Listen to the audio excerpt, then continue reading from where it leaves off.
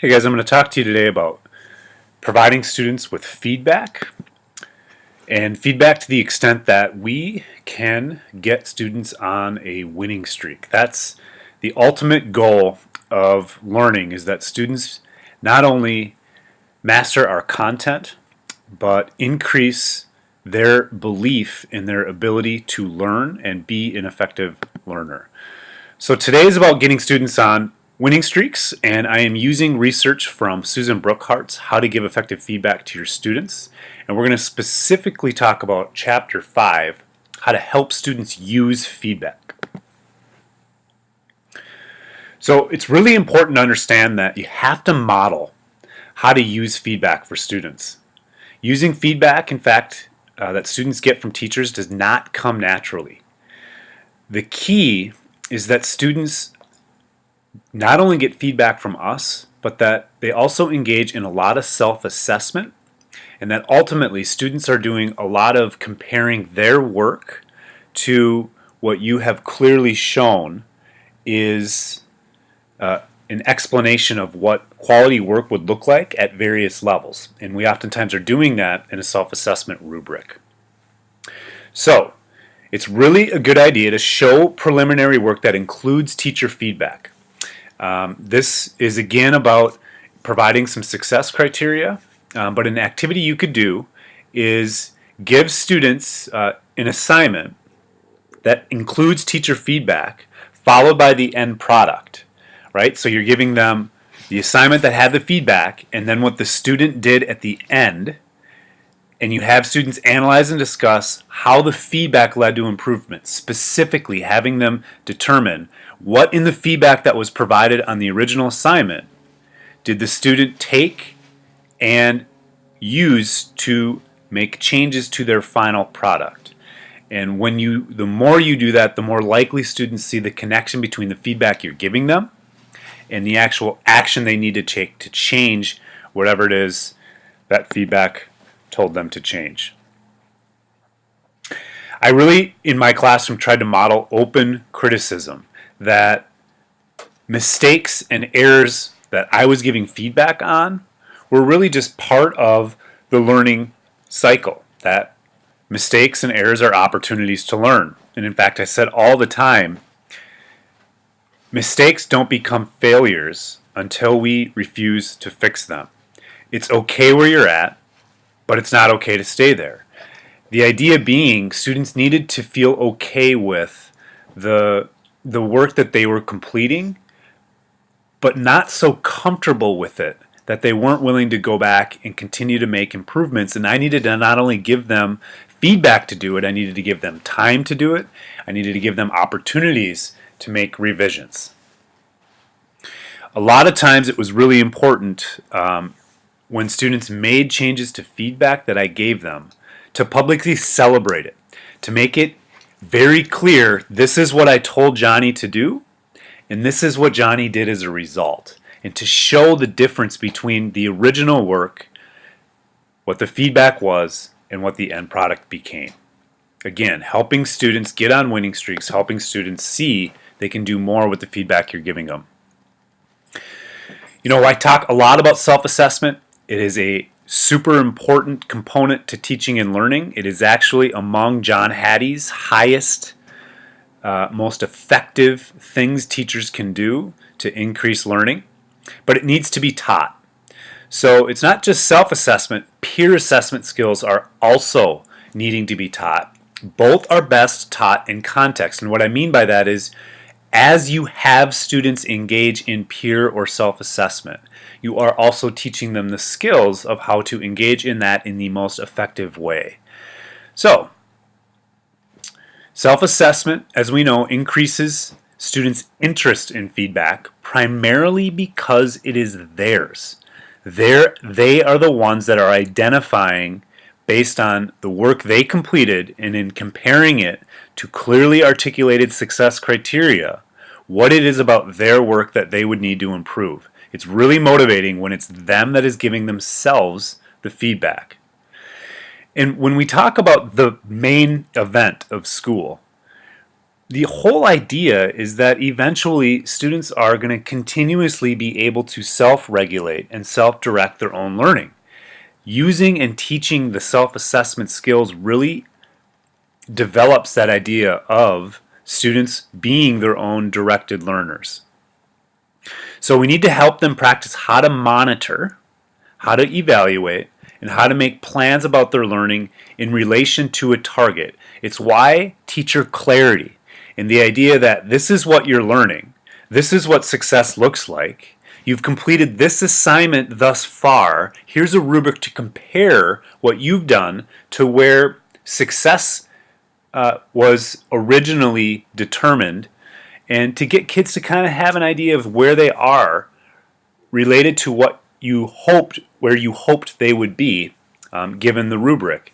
And if your rubric is well written, and your rubric can be for just about any skill or in any content area, there are varying levels. So students will know if they're beginning, they'll know if they're developing, they'll know if they're secure in this skill or concept already. It really does require quality rubrics with criteria written in student-friendly language. And I say make it sticky. I think it's really important to try and come up with acronyms that are really easy for students to remember. So if it's a specific concept or skill, and you can come up with an acronym that will be easy for them to remember in terms of what it would mean to be successful, I find that to be really helpful. So an example for me was to write a thesis statement. And I really emphasize that nobody writes a perfect thesis statement the first time they go about it. So what we're going to use is this idea of cast. To fix a broken thesis, we're going to cast it. And all cast was criteria that was meant to help them look at their thesis statement and make sure that it met all 4 criteria. So the C was, is your thesis statement certain? And we talked a lot about, does it include words like probably, maybe? A for cast was, does it state your argument? S, is it short and simple? I had thesis statements that were entire paragraphs long. I needed them to be more concise. And then T, is it on topic? Does your thesis statement actually align to what the topic of your essay or topic actually is? And so once students learned that acronym, it was much more likely that they were going to use that as a way to self-regulate and assess their work. Another really big key to student self-assessment and to getting students to use feedback is to require them to set goals. Have them keep a record of their performance. Provide choices of study strategies, and this is key too, to base those study strategies on the type of learner that you are seeing them become, or the type of things you think they would benefit from doing that they haven't done previously. It's that idea of providing students with tactical adjustments to how they process learning. Require students to reflect on the success of the strategies they chose. So part of student self-assessment is not just, did you learn this? It's getting them to think about and write about the process they went through in order to learn it. And I find that it's really important to share these reflections too. The idea that these reflections are public is important. I found a lot of times that when students realized their work was going to be public, it needed to be good. When it was just for me as the audience, it needed to be good enough. And there was a big difference based on who that audience actually was. So we're going to talk a little bit in the next video about kid-friendly rubrics. First, I think rubrics are really important to develop within a PLC. It's really important to get other people's ideas and to share those ideas to make sure that you are indeed writing the best rubric that you can write.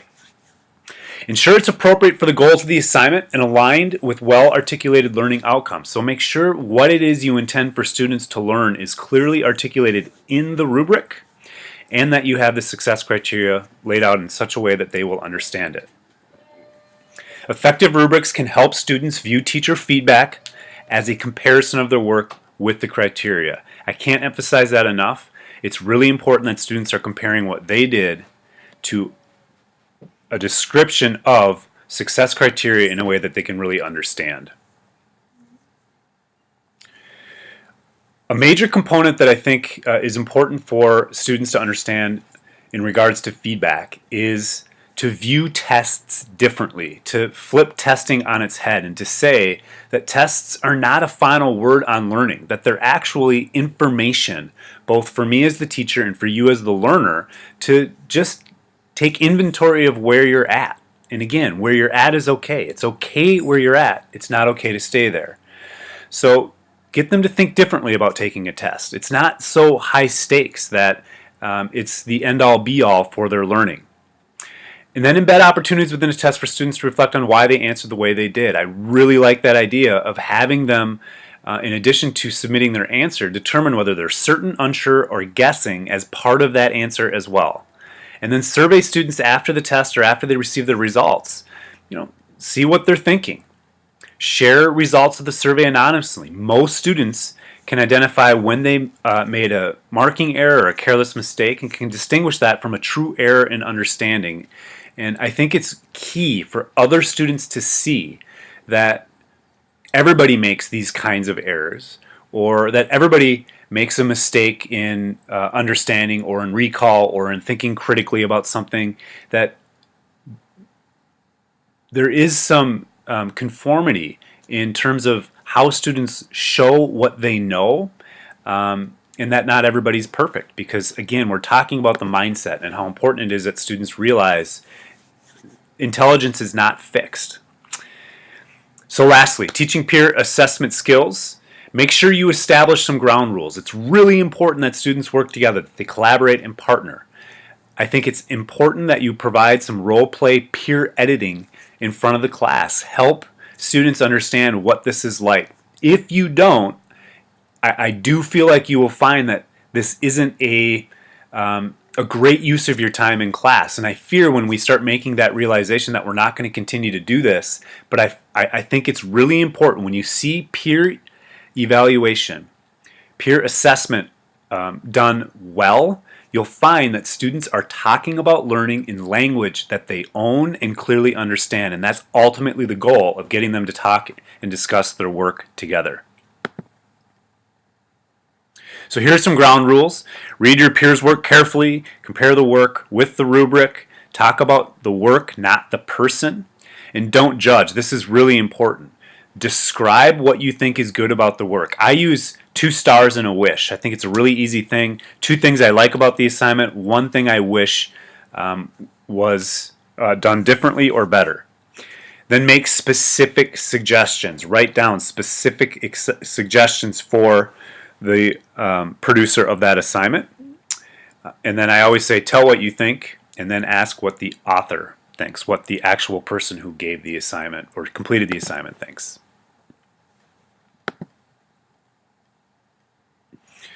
So, if we're designing lessons in which students use feedback on previous work to produce better work, we're giving them the time and the opportunity to go back and use our feedback. A lot of times the reason students don't use feedback is we don't give them the time or the opportunity to do it. So, carefully structure large projects to allow for built-in checkpoints along the way.